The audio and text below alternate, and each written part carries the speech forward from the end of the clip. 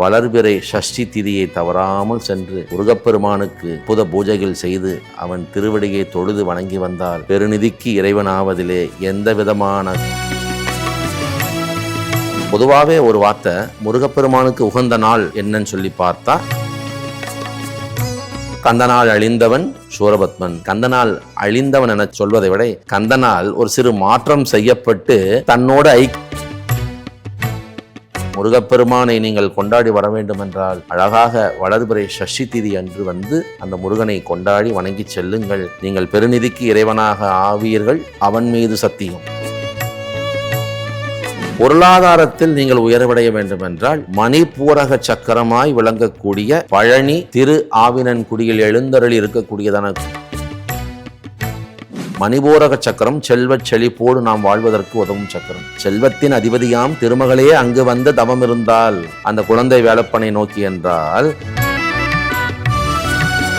வளர்பிறை சஷ்டி திதியிலே பூஜித்து செல்கிறார்களோ தன் வாழ்நாளிலே பெரு நிதிக்கு இறைவனாகித்தான் தன் வாழ்நாளை முடிப்பார்களே தவிர வறுமை அவர்களை ஒருபோதும் அணுக விடமாட்டான் அந்த ஆறுமுக பெருமான் என்று அவன் திருவடிகளிலே இந்த வார்த்தையை சத்தியமாக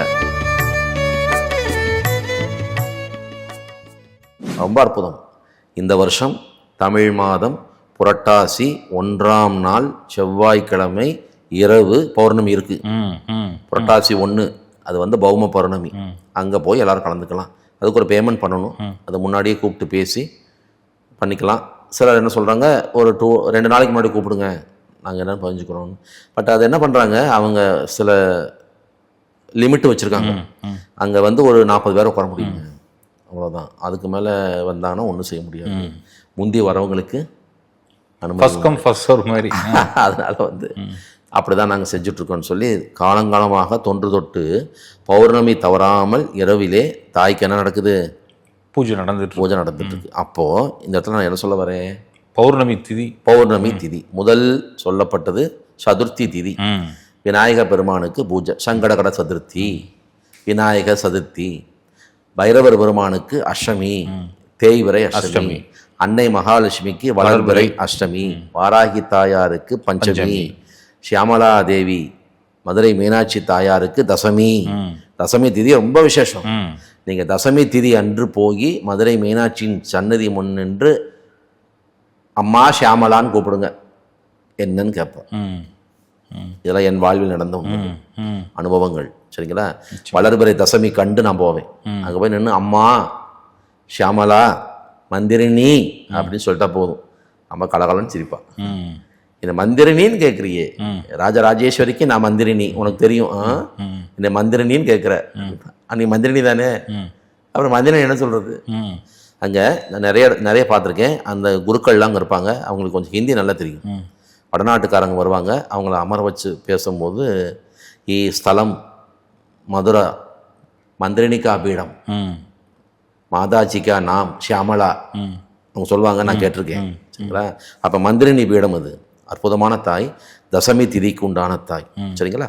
அடுத்து பார்க்கும்போது பௌர்ணமியில் என்ன சொல்கிறோம், காமாட்சி தாயார் சொல்கிறோம். பிரதோஷம் சிவாலயம் தவறாமல் நந்தியம்பெருமானுக்கு அற்புத பூஜை, அவருக்கு கொஞ்சம் கணம் தந்து ஒரு பூஜை நடத்தி அவரை நம்ம கொண்டாடுறோம். அது எப்போ, 13ஆம் திதி திரையோதசி திதி பிரதோஷம். இப்படி விநாயக பெருமானுக்கு சதுர்த்தி, வாராகி தாயாருக்கு பஞ்சமி, நந்தியம்பெருமானுக்கு திரையோதசி. அடுத்து பார்க்கும்போது அஷ்டமி தேய்பிரையில் பைரவர், வளர்பிரையில் மகாலட்சுமி, தசமி திதியில் மதுரை மீனாட்சி, பௌர்ணமிக்கு காமாட்சி. இப்படிலாம் வணங்கி வரும் நாம் வளர்பிறை சஷ்டி திதியை தவறாமல் சென்று முருகப்பெருமானுக்கு அற்புத பூஜைகள் செய்து அவன் திருவடியை தொழுது வணங்கி வந்தால் அவனது தனிப்பெரும் கருணையால் பெருநிதிக்கு இறைவனாவதிலே எந்த விதமான கூறும் எந்த விதமான மாற்றமும் இல்லை என்பது திண்ணமாய் அடியேன் சொல்லும் ஒரு வார்த்தை. நிச்சயமா. அப்போ பொதுவாகவே ஒரு வார்த்தை முருகப்பெருமானுக்கு உகந்த நாள் என்னன்னு சொல்லி பார்த்தா கார்த்திகை. அப்போ கார்த்திகை அது நட்சத்திரம். கார்த்திகைங்கிறது என்னங்க, நட்சத்திரம். கார்த்திகை நட்சத்திரம் வரும்போது என்ன செய்கிறாங்க, நிறைய மக்கள், நிறைய பக்தர்கள், தொண்டர்கள் அங்கங்கே முருகப்பெருமான் எழுந்தருள் இருக்கக்கூடிய ஆலயமெல்லாம் சென்று அவரை கொண்டாடி மகிழ்ந்து அவருக்கு பூஜைகள் செய்து போகிறாங்க. அது நான் ஒரு துளி ஒரு விழுக்காடு கூட தவறுன சொல்ல. செல்வ செழிப்போடு பெருநிதிக்கு இறைவனாய் நீங்கள் வாழணுமா, திதியைத்தான் பிடிக்கணும். அப்படி பிடிக்கணும்னா சஷ்டி திதி. அந்த சஷ்டி திதி ஐயன் முருகப்பெருமானுக்கு உகந்த திதி. திருச்செந்தூரிலே சூரசம்ஹாரம் என்னைக்கு? சஷ்டி. சஷ்டி ஏன் தெரியுமா? முருகப்பெருமானின் அவதார நோக்கமே சூரனை அழிக்கிறது. ஆதலால் எமது சக்தி அன்றி உனக்கு அழிவில்லைன்னு சொல்லி ஈஸ்வரனே சூரபத்மனுக்கு வரம் தந்தது. ஆதலால் எமது சக்தி இன்றி உனக்கு அழிவில்லை. சரிங்களா? உனக்கு அழிவு இருக்கு, என் சக்தியால் நீ அழிஞ்சு போகும் அப்படின்னு சொல்றாரு. அவருடைய அந்த 5 திருமுகங்கள், ஈசானம், தத்புருஷம், அகோரம், வாமதேவம், சத்யோஜாதம் என சொல்ல 5 திருமுகங்கள் அன்னை பராசக்தியினுடைய திருமுகமான அதோமுகம். அந்த 6 திருமுகங்களிலிருந்து வந்த அந்த தீச்சுடர், அந்த கருணையால் உருவானவன் கந்தன். கந்தனால் அழிந்தவன் சூரபத்மன். இந்த இடத்துல கூட ஒரு வார்த்தையை மாற்றி சொல்லணும். கந்தனால் அழிந்தவன் என சொல்வதை விட கந்தனால் ஒரு சிறு மாற்றம் செய்யப்பட்டு தன்னோடு ஐக்கியப்படுத்தி கொண்டது சூரபத்மனை முருகப்பெருமான். அதனால்தான் கந்தன் என்றால் கருணை என்பார். யாரு? திருமுருக கிருபானந்த வாரியார். நல்ல கவனிங்க. நரசிம்மர் வந்தார். எதுக்கு வந்தாரு? ரணம் பண்றதுக்கு. இரணையேஸ்வரனை அழிக்க வந்தார். இரணையேஸ்வரனை அழிச்சிட்டு போயிட்டார், காலி பண்ணிட்டார். நிமிஷத்துல காலி பண்ணிட்டு போயிட்டார். மகிஷாசுரனை வதம் செய்வதற்காக அன்னை பராசக்தி என்ன பண்ணா? வந்து 10 நாட்கள் தவம் இருந்து 10ஆம் நாள் என்ன பண்ணிட்டா? மகிஷனை வதம் பண்ணிட்டா. அது விஜயதசமி அப்படின்னு கொண்டாடுறோம். ஐயப்பன் அவதாரம் பண்ணி வந்து மகிஷியை வதம் பண்ண. இப்படி ஒவ்வொரு இடத்துல ஒவ்வொன்று பார்த்துக்கிட்டே வரும்போது எல்லா அசுரர்களும் அழிக்கப்பட்டிருக்கிறார்கள், நசுக்கப்பட்டிருக்கிறார்கள். அவங்க இந்த இடம் தெரியாமல் போயிடுச்சு. கந்தன் கருணை, கருணையே கந்தன். அந்த கந்த பெருமான் என்ன செஞ்சான்? முருகனை மாமரமாய் நின்ற அந்த முருகனை வேல் கொண்டு எறிந்து 2 கூறாக பிரித்து ஒன்றை மயிலாக்கி ஒன்றை வேலாக்கி தன்னோடு வைத்து கொண்டான் என்றால், பகைவனுக்கும் உதவும் பாங்கு அந்த பரமனின் புதல்வனுக்கு உண்டென்றால் அவனை என்ன சொல்றது? அவருடைய கருணைக்கு என்ன ஈடு உண்டு? அப்ப இன்னைக்கும் மயிலை வணங்கி உள் சென்று அந்த சேவர் கொடியோனை சேவிக்கிறோம் என்றால், என்னை வணங்கும் பக்தர்கள் உன்னையும் வணங்குவார்கள். ஆனா நீ என்னுடைய எதிரி. அப்ப எதிரியையும் வணங்க வைக்க தன்மையில் ஒரு நான் தகுதி தருகிறேன் சொல்லி அவனை அணைத்து கொண்டான் என்றால் அந்த ஆறுமுக பெருமானுடைய கருணைக்கு ஈடு உண்டா? நிச்சயமா இல்லை, நிச்சயம் கிடையவே கிடையாது. அவனை பிடித்து செல்வ செழிப்போடு நாம் வாழ வேண்டும் என்றால் நிச்சயமாக வளர்பிறை சஷ்டி அன்று அந்த முருகப்பெருமான் எழுந்தருளி இருக்கக்கூடிய ஆலயங்கள் சென்று அவனுக்கு சிறப்பு பூஜை செய்து வரணும். அதிலும் குறிப்பாக அடியேன் ஒரு சிறு கருத்து தருகிறேன். உலகில் உள்ள ஆண்டோர்களும் சான்றோர்களும் பொதுமக்களும் என்னை தவறாக எடுத்துக்கொள்ளக்கூடாது. ஏனென்றால் காலங்காலமாக கார்த்திகை அப்படின்னாலே அந்த கார்த்திகேயனுக்காக முருகப்பெருமானுக்காக விரதம் இருந்து வந்து அவனை வணங்கக்கூடிய பக்தர்கள் இருப்பாங்க. அவர்கள் இளையவனாம் எனது கருத்தை சற்று மாறுபட்ட கருத்தாக கூட கொள்ளலாம். உள்ளதை சொல்ல வேண்டியது எனது கடமை. ஸோ கார்த்திகை அன்று அந்த கந்த பெருமானை வணங்குவதிலே குறையொன்றும் இல்லை, குற்றம் இல்லை. நிச்சயமாக சிறப்பான வாழ்வு உறுதியாக உண்டு. நான் சொல்ல வர்றது, பெருநிதிக்கு இறைவனாய் நீ வாழ வேண்டும் என்றால் திதியின் சூட்சுமம் அறியணும். திதி அறிந்தவன் நிதி கொள்வான். அதான் உண்மை. இப்ப பாருங்க, கிட்டத்தட்ட ஒரு 6-7 தெய்வங்கள் சொன்னேன். அத்தனை தெய்வங்களும் கொண்டாடப்படக்கூடிய ஒவ்வொரு அமைப்புமே திதியின் அமைப்பால் தானே தவிர நட்சத்திர வரவே இல்லை. சரிங்களா? திதியின் அமைப்பால் தான். சரியா? தட்சிணாயனம் முடிந்து உத்தராயணம் ஆரம்பிக்கக்கூடிய காலம் கூட தை மாதம் வளரக்கூடிய வளர்பிறை சப்தமி திதி. அன்னைக்கு நாங்க சூரிய பகவானுக்கு ஒரு விசேட பூஜை பண்ணுவோம். சரிங்களா? ஏன்னா சூரியன் இல்லாமல் ஜோதிடமே இல்லை. அப்ப நிச்சயம் சூரியனுடைய தனிப்பெரும் கருணை வேணும் தானே. அப்ப நாங்க என்ன செய்வோம்னா, எங்கள் பழனி திரு ஆவினன்குடியில திரு ஆ இனன் கு டி திருமகள் மகாலட்சுமி, ஆ காமதேனு, ஈனன் சூரியன், கு பூமி தேவி, டி அக்னி, அந்த 5 பேருக்குமே ஒரு விசேஷ பூஜை பண்ணுவோம். விசேஷ பூஜை செய்து வெள்ளி கவசம் அணிவித்து பிரசாதம் நைவேத்தியம் வச்சு அவங்களுக்கு நல்ல ஒரு பூஜை பண்ணுவோம். அப்போ வளர்பிறை சப்தமி திதி கூட ஒரு விசேட திதி, தை மாசம் வரக்கூடிய வளர்பிறை சப்தமி. இப்படி எந்த இடத்துல போய் எந்த ஒரு தெய்வத்தை எடுத்து தொழுது அவங்க வணங்கி கொண்டாடி வரும்போதும் ஒரு திதியை வச்சு அவங்க கொண்டாடி வராங்க. கந்தவேல் முருகப்பெருமானை நீங்கள் கொண்டாடி வர வேண்டும் என்றால் அழகாக வளர்பிறை சஷ்டி திதி அன்று வந்து அந்த முருகனை கொண்டாடி வணங்கி செல்லுங்கள். நீங்கள் பெருநிதிக்கு இறைவனாக ஆவீர்கள், அவன் மீது சத்தியம். நிச்சயமா நிச்சயமா. இதுக்கு நான் வந்து கேரண்டி இல்ல அருணகிரிநாதர் மாதிரி நான் இன்ஸ்ட்ருமெண்ட் தான், நான் டூல் தான். நான் பேசுறது அவர் சொல்ல வேண்டியது என்னோட கடமை. நீங்க பெருநிதிக்கு இறைவனா வாழ்ந்தே தீர்வீங்க, அதுல எந்த மாற்று கருத்தும் இல்லை. அதற்கு ஒரே உதாரணம் அடியேன். நிச்சயமா நிச்சயமாக நிச்சயமா.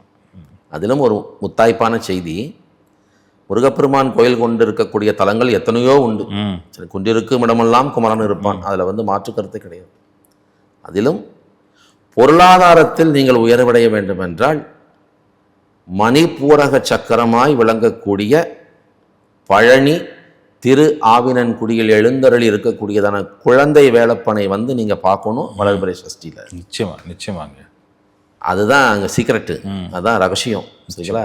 முருகப்பெருமான் எங்க இல்லை, திருத்தணியில் தனியாச்சலமூர்த்தி, பழமுதிர் சோலையில் வள்ளி தெய்வயானையோடு காட்சி தருகிறான், திருப்பரங்குன்றத்திலே தெய்வயானை திருமணம், மருதமலையில் மருதமலையான். நீ எங்கே இல்லை, வள்ளிமலையில் இருக்காரு, அவர் இல்லாத இடம் கிடையாது. ஆனாலும் மூலாதார சக்கரம், சுவாதிஷ்டானம், மணிபூரகம், அநாகதம், விஷுக்தி, ஆக்னை என்ற 6 ஆதார சக்கரமும் 6 படை வீடு. அந்த 6 படை வீட்டிலே மணிபூரக சக்கரம் பழனி, குறிப்பாய் திருஆவினன்குடி. மணிபூரக சக்கரத்திற்கு தலைவனாய் வருபவன் மகாவிஷ்ணுவும் மகாலட்சுமி தாயாரும். அந்த மகாலட்சுமி தாயாரே அங்கு வந்து அந்த குழந்தை வேலப்பனிடத்திலே தவமிருந்து வரம் பெற்று சென்றாள் என்றால் நிச்சயம் அங்கே என்ன இருக்கு, அன்னை மகாலட்சுமியுடைய தனிப்பெரும் கருணை உண்டு. திரு ஆவினன்குடி முருகப்பெருமான் ஆலயத்துள் எழுந்தருள் இருக்கக்கூடிய அன்னை மகாலட்சுமியை குறித்து ஒரு ரகசியம் சொல்றேன். இது யாருக்கும் தெரியாது, ரகசியம் சொல்றேன். அந்த தாயாரை அனுதினமும் கோரக்கரும் கொங்கணரும் வந்து வணங்கி செல்கிறார்கள். சரிங்களா? மேலே இருக்கக்கூடிய ஞான தண்டாயுத பாணிய ஒருத்தர் வந்து அனுதினமும் வணங்கி செல்கிறார், தெரியுமா? மகா அவதார் பாபாஜி. ஓ, இதெல்லாம் உண்மை, சத்தியம். ஏனென்றால் மகா அவதார் பாபாஜிக்கு முருகனை தெரியாது. அவரை அங்க இமயத்தில் ஒரு ரிஷி ஆட்கொண்டு அவருக்கு சில வித்தைகள் சொல்லித்தந்து, நீ நேரம் எங்கே போயிரு, தென் திசை நோக்கி போ, இந்திய பூமி இந்த பாரதத்தையே தாண்டிரு, இலங்கை போ, போகர் என சொல்லி ஒரு மகான் இருக்கிறார், அவரை போய் பிடின்னு சொல்லி அனுப்பி வைக்கிறார். ககன மார்க்கமாக வந்த அந்த அவதார் பாபாஜி கதிர்காமம் வந்து அங்கே போகரை சந்திக்கிறார். இன்னார் அனுப்பி வைத்தார் என சொல்லி போகரின் திருவடி பணியும் பொழுது போகர் அவரை ஆட்கொண்டு அவருக்கு சில வித்தைகள் சில அற்புதங்கள்லாம் சொல்லித்தந்து, போதும் நீ மீண்டும் என்ன செய்கிறாய், பாரத தேசத்துக்குள்ளே இந்தியாவுக்குள்ளே போ, தென் பொதிகையில் என் குரு, குருவுக்கெல்லாம் குரு, சித்தருக்கெல்லாம் சித்தன் அகத்திய பெருமான் இருக்கிறார், அவரிடம் சென்று நீ கற்றுக்கொள்ள வேண்டிய வித்தைகள் மிக நிறைய இருக்கிறதப்பா, அவரிடம் சென்று என்னை பற்றி கூறு என சொல்லி வழியனுப்பி வைக்க, அங்கிருந்து புறப்பட்டு வந்த அவதார் பாபாஜி அங்கே அந்த பொதினியில் அந்த அகத்தியர் இருக்கும் அந்த பொதிகை மலையிலே நீண்ட நெடும் தவம் செய்கிறார். அகத்தியர் வந்து காட்சி தரும். யாரப்பா நீ, உனக்கு என்னப்பா வேணும்? இந்த மாதிரி போகர் அனுப்பி வச்சான். அவர் தலையில் கை வச்சு ஆசீர்வாதம் பண்ணி ஏகப்பட்ட வித்தைகள், ஏகப்பட்ட சாகா வரம், ஒளி உடம்பு அதெல்லாம் சும்மா வாயில பேசலாம். நம்ம உடம்பு ஒளி உடம்பாக போயிடணும். அது எத்தனை ஜென்மங்களாகுமோ எத்தனை யுகங்களாகுமோ இறைவனோட கருணை வேணும். அந்த ஒளி தேகம் தந்து அவரை ஆட்கொண்டு அவருக்கு ஆசீர்வாதம் செய்து, என் தலைவன் ஒருத்தன் இருக்கிறான், ஞானத்திற்கே அவன் தலைவன், ஞான தண்டாயுதபாணி, சித்தனுக்கெல்லாம் சித்தன் அவன், அவனை உனக்கு அறிமுகம் செய்கிறேன், அவனை வந்து அனுதினமும் நீ வந்து தொழுது அவன் திருவடி பணிந்து செல்ல வேண்டும் என சொல்லி பழனி வந்து பழனி ஞான தண்டாயுத பாணியை மகா அவதார் பாபாஜிக்கு அறிமுகம் செய்து வைக்கிறார் அகத்திய பெருமான். இவரை அனுதினமும் வந்து நீ வணங்கி செல்ல வேண்டும் என சொல்லி அந்த மகானுபாவன் இட்ட கட்டளையை சிறமேற்கொண்டு இமயத்திலிருந்து இன்றும் அனுதினமும் வந்து அந்த ஞான தண்டாயுத பாணியை சுற்றி வந்து வலம் வந்து வணங்கி செல்கிறார் பாபாஜி. கீழே திரு ஆவினன்குடியில் இருக்கக்கூடியதான அன்னை மகாலட்சுமியை கோரக்கர் சித்தனும் கொங்கணர் சித்தனும் வந்து வணங்கி செல்கின்றார்கள் என்றால் இது என்ன சொல்றது, என்ன பேசுறது? அப்ப அந்த மணிபூரக சக்கரம்னாலே அது யாரு? பழனி திரு ஆவினன்குடி. அதுக்கு 2 சாட்சி சொல்றேன். மணிபூரக சக்கரம் செல்வச் செழிப்போடு நாம் வாழ்வதற்கு உதவும் சக்கரம். செல்வத்தின் அதிபதியாம் திருமகளே அங்கு வந்து தவம் இருந்தால் அந்த குழந்தை வேலப்பனை நோக்கி என்றால் அவன் எவ்வளோ பெரிய ஒரு ரகசியம் பொருந்தியவன், எவ்வளோ ஒரு கணம் பொருந்தியவனாக இருக்கும். ஒன்று அந்த பொதினி என்ற அந்த பழனி, அந்த பழனி மலை, அந்த அமைப்பு ஓர் காலத்திலே பெருநெல்லி வனம். சரிங்களா? பெருநெல்லி என்றாலே மகாலட்சுமி, அது மகாலட்சுமி. சுக்கரன் பொருளாதாரம், மணிபூரகம். அப்போ அந்த மணிபூரக சக்கரமாய் இயங்கி அங்கே சின்னஞ்சிறு குழந்தையாய் அமர்ந்து ஞானத்தின் உச்சத்தில் இருக்கக்கூடிய அற்புதமான தெய்வம் அந்த குழந்தை வேளப்பனை வந்து எவரொருவர் வளர்பிறை சஷ்டி திதியிலே பூஜித்து செல்கிறார்களோ அவசியம் அவர்கள் தன் வாழ்நாளிலே பெரு நிதிக்கு இறைவனாகித்தான் தன் வாழ்நாளை முடிப்பார்களே தவிர வறுமை அவர்களை ஒருபோதும் அணுக விடமாட்டான் அந்த ஆறுமுக பெருமான் என்று அவன் திருவடிகளிலே இந்த வார்த்தையை சத்தியமாக சமர்ப்பித்து நல்லதொரு வாய்ப்பு தந்த உங்களுக்கு, அதாவது அருமை சகோதரர் திரு சாய் செந்தில் அவர்களுக்கு, பக்தி இன்ஃபினிட்டி சேனல் நேயர்கள், உலகெங்கும் இருக்கும் சகோதர சகோதரிகள் அத்துணை பேருக்கும் என்னுடைய சிரம்தாழ்ந்த நமஸ்காரங்களையும் நன்றிகளையும் தெரிவித்துக் கொண்டு தற்காலிகமாக உங்களிடமிருந்து விடைபெறுவது உங்கள் நண்பன் பிருகு பிரபாகரன். விரைவில் அவசியம் அற்புதமான சில ஜோதிட கருத்துக்களோடு உங்களை சந்திப்பேன் என சொல்லி மீண்டும் எனது நன்றியுறுதலையும் நமஸ்காரங்களையும் தெரிவித்துக் கொள்கிறேன். நமஸ்காரம், நன்றி. சுகமே சொல்லுயா. அறமே வாழ்க.